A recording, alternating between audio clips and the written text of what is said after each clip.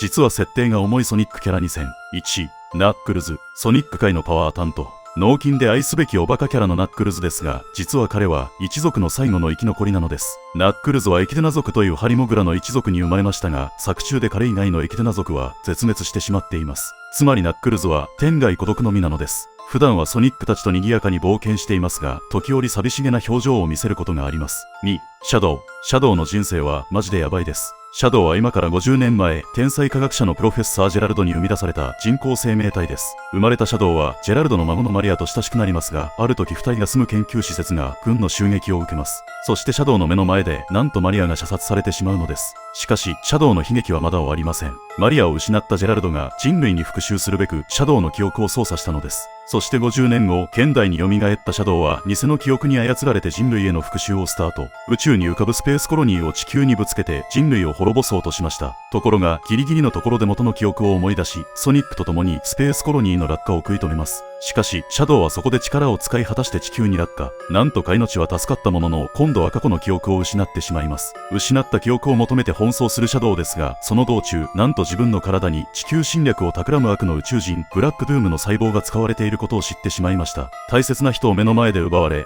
復讐のために記憶を操作され、記憶を失い、ようやくたどり着いた自分の真実は悪人の細胞で作られた人工生命体だった。なんと残酷な運命でしょうか。しかしその後シャドウは自分を生み出したプロフェッサー・ジェラルド、そしてマリアの記録を見つけ、二人の言葉によって自分の運命と向き合います。そしてブラックドゥームを打ち倒し、見事地球を救ったのです。シャドウの人生についてもっと詳しく知りたい方は概要欄の動画も要チェックです。